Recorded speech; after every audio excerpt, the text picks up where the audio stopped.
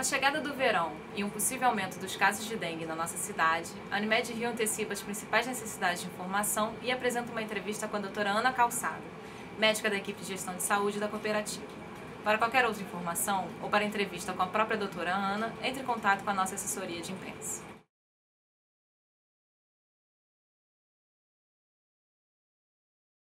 Bom, a situação da dengue em termos mundiais, segundo a Organização Mundial de Saúde, é a seguinte: a gente tem hoje no mundo cerca de 2,5 bilhões de pessoas vivendo em locais de possível transmissão da dengue, né?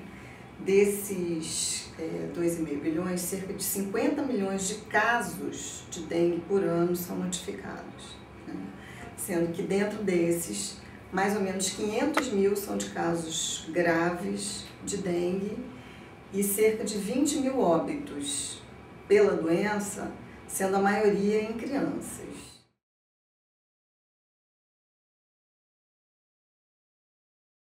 As principais regiões de ocorrência da dengue no mundo, pela própria característica do mosquito que é o transmissor, são nas regiões perto do Equador, né? Áreas tropicais. Então você vai pegar a América, desde a América Central, todos os países da América do Sul, Brasil, a parte toda da África e o Sudeste Asiático, né? Se você pegar a Índia, todas aquelas ilhazinhas ali do Sudeste Asiático, você tem ocorrências importantes, casos importantes e graves.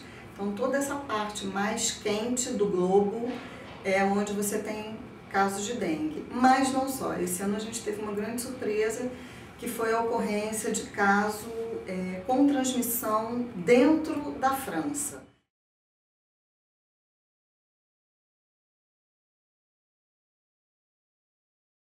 A situação no Brasil, principalmente na última década, foi quando a gente teve mais peso ainda da doença, né? Entre 2000 e 2009, segundo o Ministério da Saúde, a gente teve cerca de 4 milhões de casos notificados ao Ministério.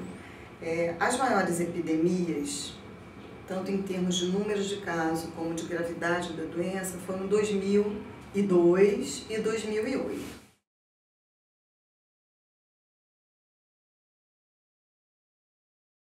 A gente tem o vírus da dengue, ele tem 4 sorotipos, que a gente chama, né? É o dengue 1, o 2, o 3 e o 4.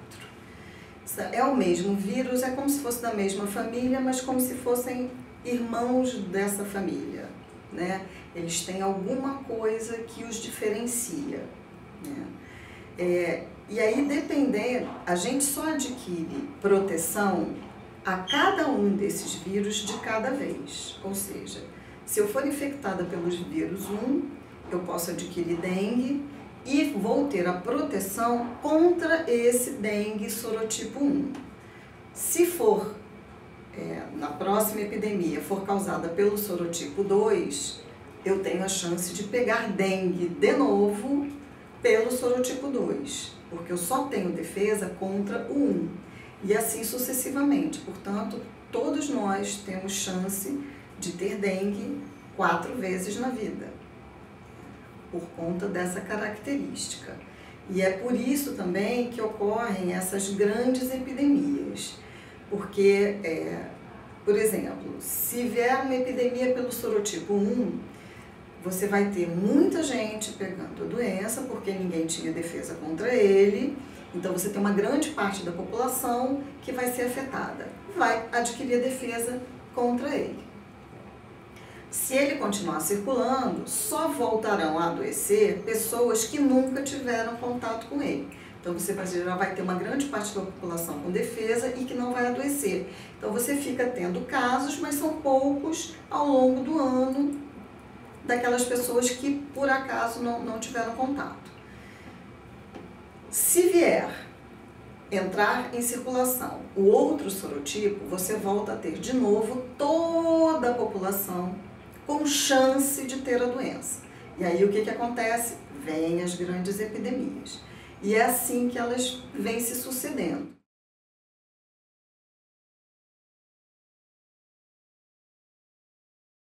a gente já tem identificado no Brasil a entrada do sorotipo 4 na região norte. Por enquanto, só é identificado lá.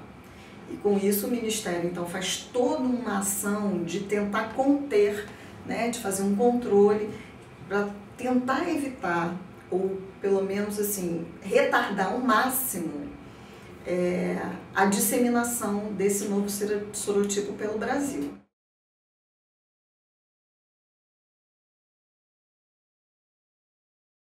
Esses sorotipos, eles podem retornar. Então, por exemplo, em 2008, a gente teve de novo uma grande epidemia no Rio e no Brasil pelo sorotipo 2, que já tinha circulado, ficou muitos anos sem circular, voltou a circular em 2008. E aí o que acontece? As pessoas mais velhas já tinham tido contato com ele, tinham proteção, não adoeceram. O que a gente viu foi um grande número de casos em pessoas menores de 15 anos, justamente aquelas que nasceram depois que ele já tinha circulado, né? Então, isso é o que a doença faz. Como são 4 sorotipos, não só a gente tem essas 4 chances, como eles também vão se revezando, vão brigando por espaço, né, um com o outro, e dependendo de quem se sobressai, ele será o causador daquele maior número de casos.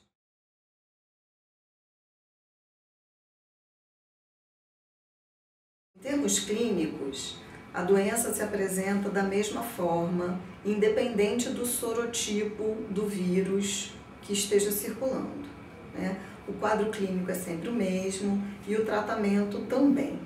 O que a gente tem que estar atento é com relação à possibilidade de agravamento desse quadro clínico, que vai independer do sorotipo do vírus, porque na verdade a gente não sabe quando ele retorna, de que maneira ele vai se comportar, né? Mas na verdade o quadro clínico é o mesmo, a doença se apresenta da mesma forma, é uma doença que se apresenta com febre de início súbito, dor de cabeça intensa, uma dor característica que é atrás dos olhos, né, que a gente chama de retroorbitária, uma dor no corpo muito grande, uma dor muscular intensa, a pessoa se sente muito fraca mesmo, perde o apetite, não tem sede, não tem vontade de comer. Esse quadro dura, em média, 1 semana e, na maioria das vezes, se resolve sozinho. Não existe um remédio específico contra a dengue. O que a gente faz é tratar da sintomatologia da pessoa, insistir para que ela beba bastante líquido. A hidratação é muito importante nessa doença e a alimentação a mais rica possível.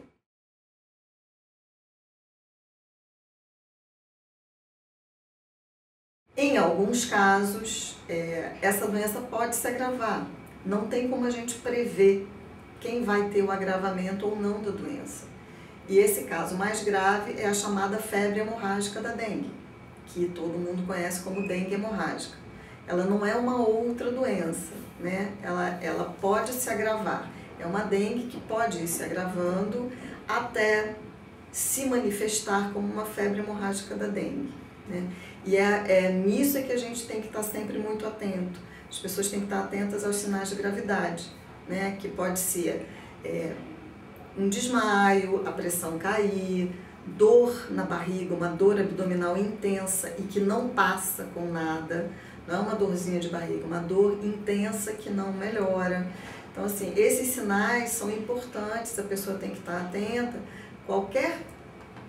Ela começou a se sentir pior, no lugar de melhorar, ela está piorando, não é para ficar em casa, né? Então, assim, a dengue é uma doença que a pessoa deve ser acompanhada durante aquele período de pelo menos 7 dias iniciais, né? O período de agravamento, quando ocorre entre o terceiro e o quinto dia, Então, até ali você tem que estar sempre com muita atenção ao paciente, porque pode ocorrer agravamento em qualquer pessoa, não tem como a gente dizer quem vai agravar ou não.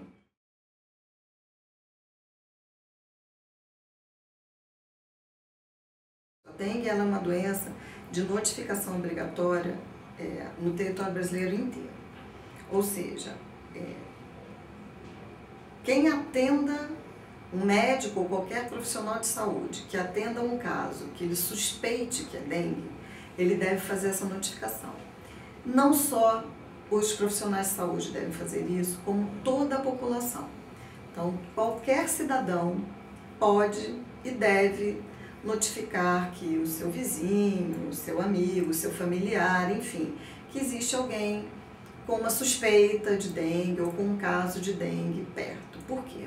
As notificações é que vão dar para a gente todo o quadro da doença no nosso município, no estado, no país, enfim. A partir daí a gente vai conseguir identificar quais as áreas que têm maior risco, aonde está ocorrendo mais caso, para você tentar identificar por quê, né? Então, a notificação ela é fundamental para a gente também poder estudar o comportamento da doença também, né? Como é que ela está se comportando, como é que o mosquito também está se comportando, como é que as coisas, né? Para a gente poder, então, prever e tentar melhorar as nossas ações de controle. A outra questão importante com relação à notificação é que quando a gente faz a notificação de um caso suspeito. Não se deve, na verdade, aguardar o resultado para saber se a pessoa está ou não com dengue para depois notificar. A notificação, não só de dengue, como de qualquer doença de notificação obrigatória, é feita no momento da suspeita da doença. Se posteriormente o resultado vier negativo, não tem problema. Todo o serviço de epidemiologia ele está preparado para isso, esse caso será descartado, não vai entrar nas estatísticas, mas o importante é que a gente possa prevenir, né, e entrar com as ações de prevenção e controle o quanto antes. Então, o ideal é, o mais rápido possível, fazer a notificação, mesmo que não tenha confirmação da doença.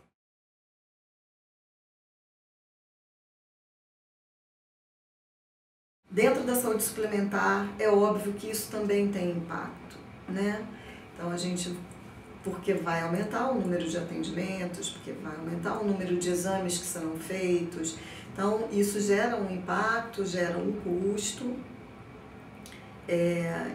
Aqui na Unimed, o que a gente está se preparando nesse momento é já identificar os possíveis casos que venham a surgir no PA/, então toda a parte de notificação do PA/ já está sendo montada, na verdade já está montado, já existe um fluxo de notificação, as pessoas já estão atentas para isso.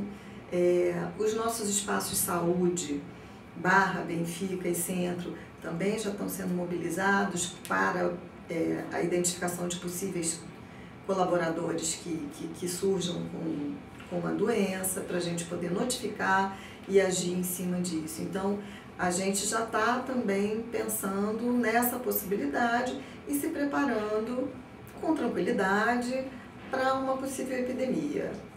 A gente espera que ela não venha, né? Mas não custa estarmos preparados para essa possibilidade.